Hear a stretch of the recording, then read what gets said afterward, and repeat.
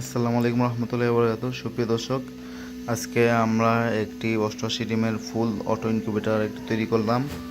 এর মধ্যে আমরা আর্দ্রতার জন্য দিয়েছি HTC 3028 যে কন্ট্রোলারটি আছে সেটি। এর মধ্যে আমরা তাপমাত্রা চাইলে এটাতে দিতে পারতাম, কিন্তু তাপমাত্রা এটা চেঞ্জ করতে একটু লেট করে, তার জন্য আমরা 3001 কন্ট্রোলারটি দিয়েছি।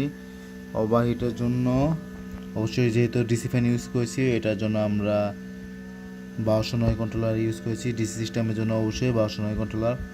অ্যাডাপ্টার একটি ইউজ করেছি প্রিমিয়াম কোয়ালিটির। আর একটি কন্ট্রোলার ইউজ করেছি টার্নিং ট্রের আপডাউনের জন্য। আর আমাদের ভিতরে সেটআপটা